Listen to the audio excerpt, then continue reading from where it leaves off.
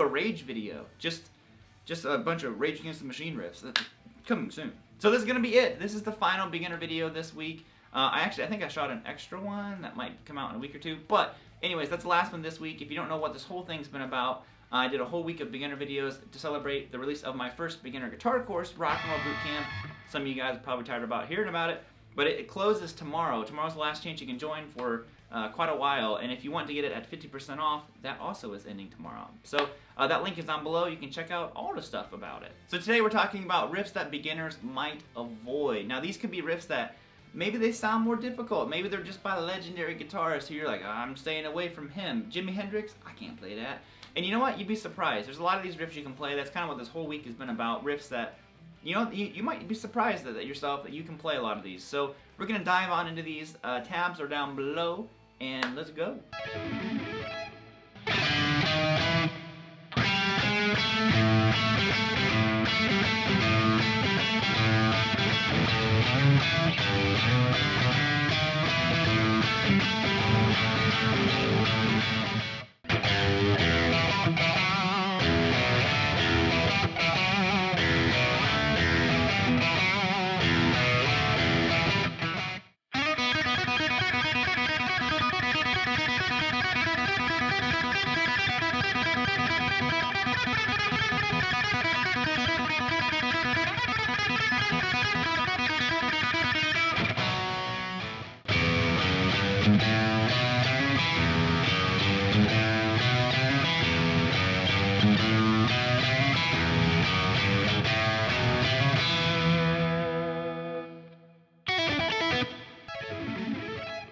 Alright, so number one, some Jimi Hendrix. Now, like I said, Manic Depression is a song I always heard that I thought was super, super complicated. There's certainly a lot of little things happening in it, but I, by all means, think it's doable. You're going to have to work on more of the fine-tuning of the riff, is really the difficult part of it. So, the overall riff itself, pretty simple. It's all just, it's basically pentatonic. So, the starting riff goes like this. It's just 5, 6, 7 on the A. It's like an A minor blues. Now, play that like this.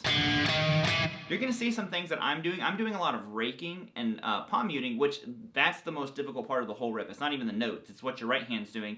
But for now, don't worry about it. Try to get the notes under your fingers first. Then you work on getting all the little things. So we have 5, 6, 7 on the A.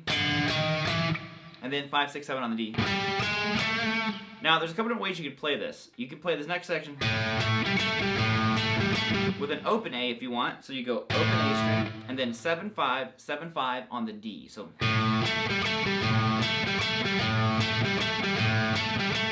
now, or you can play with your thumb over the neck. Sometimes I like to do this if I really want to dig in. Both of them are the same note. They have a different feel to them. But, you can kind of mess around with what one works best for you. I use them both at different times in the song. Here they sound different. I just like to be able to mute a little bit more, so I use that low E string a little bit more. But, so we have that. Now the next part goes like this.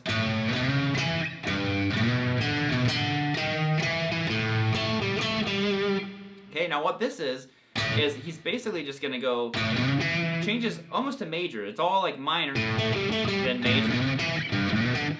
So you're gonna go 5 on the low E string, 7, slide up to 9. Then you go to 7 on the A. Okay? That's the first part of it. So, now the next section here is almost the same. He just adds one more note. He goes down to 3, 5, slide up to 7, then 5 on the A, and back to 7. So we have, okay, so then he goes back to the A string, that chromatic little run again. So it goes 5, 6, 7, 7.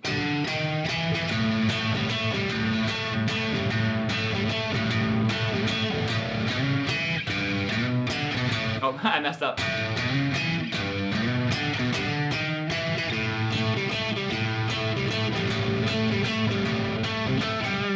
So you can mess around with that one. Just go really slow with it. The slides are probably the second most difficult thing. The way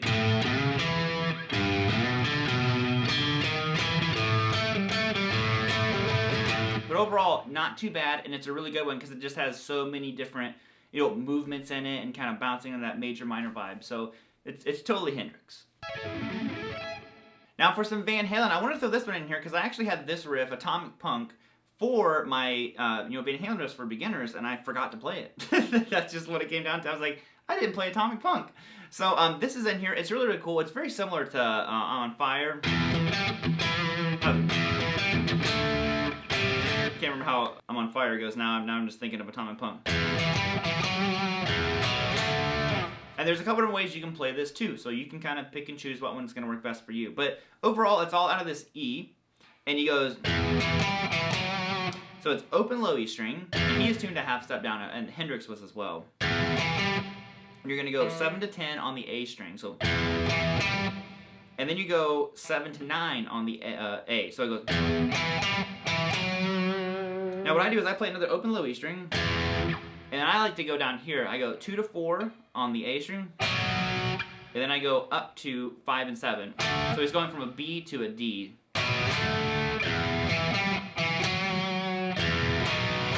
Now he adds different fills. So this is a little bit of a stripped down version of it. Because he's doing a lot of...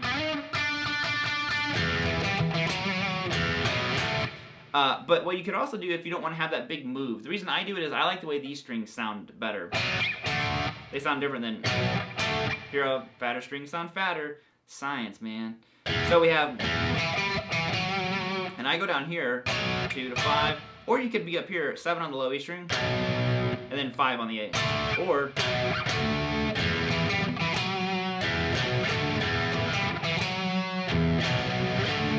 so whatever you choose. My guitarist want to tune, but like I said, have fun with it. I like the other one. I just like the sound of the tighter sound of the A and the D string. Now, Thunderstruck is actually one of the riffs. I remember my dad revering it. He's just telling me his buddy Rob. He's like, oh, he can play Thunderstruck and Sweet Child of Mine. The intro was another one that he revered as being this electric accomplishment. And I remember when I could finally play it, he was just like, playing Thunderstruck. I'm like, I am playing Thunderstruck, and it wasn't that hard. It was a really good picking exercise. That's actually how I learned it. Was my teacher gave it to me as a picking exercise to keep using my pinky and alternate pick. Now, basically what's happening is it's all arpeggios in the beginning.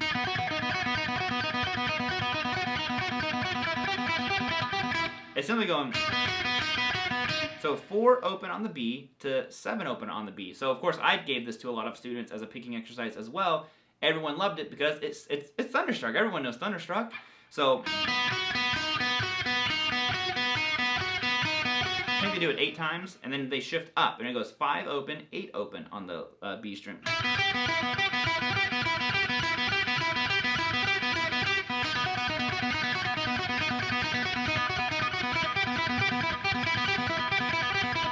Okay, now the next part is definitely tricky, but it's not impossible. I think it scares a lot of people, and then when you learn it, you're like, oh, I can do that. It's all about controlling where your hand is and not shifting more than what you have to. So you're gonna go 12 open, 11 open, 9 open, 11 open, 9 open. Okay, get that part. Okay, now the next part here is gonna go 7 open, 9 open, 5 open, 7 open. Now what I do is I look for patterns in a lot of stuff. So the first part goes, okay, once I got that down, then I go, oh, then it just goes. It's like the same thing over and over again.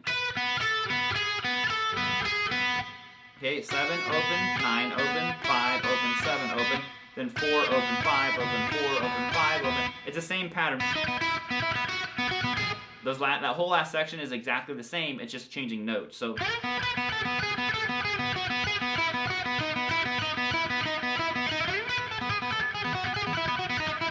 obviously the speed here is more the challenge, but look for shapes and stuff. Look for patterns that can make it a little bit easier for you to kind of be like, this is so random. Like, as soon as you can put a pattern to it or really connect it, it makes it so much easier to learn. Then you can get it under your fingers real easily.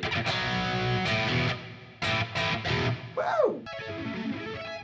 Now I thought I'd throw some Rush in here because I don't do a lot of Rush, but Spirit of the Radio is one that I always heard, and the intro riff is really what scared me off to it, is because it's hard. You know, the intro is just difficult, and you know, it's not the easiest thing to play. So I'm not doing the intro, but it was the next riff. You know, I actually a lot of Rush's stuff, because you know they use odd time sometime, and I just kind of steered away from them. And as I got a little bit older, I started learning. I'm like, oh, you know what? This stuff isn't that bad. You know, it's all amazingly written, all that stuff. But you know, there are definitely some playable, doable riffs.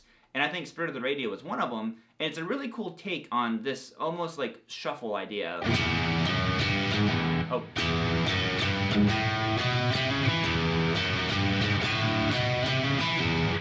I loved it. It was really, really cool. There's a lot of groove to it because it's all about getting the empty space between the riff, between the notes, right.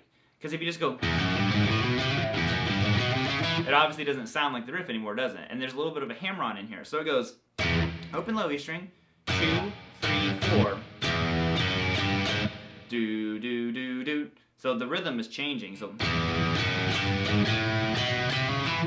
now this one goes open on the A, 2, 3 hammer-on to 4, and then 2 on the D.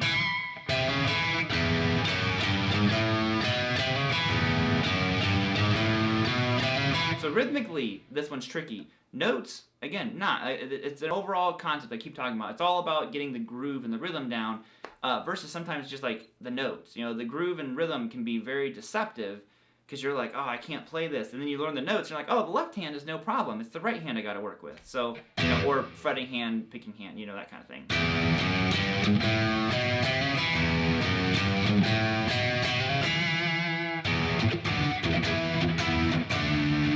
Alright homies, that is going to be it. So like I said before, today's the last day of this week of beginner videos. Thank you all so much for hanging out with me. If you want to get my guitar course, it closes tomorrow. That way I can help the first group of people get through there.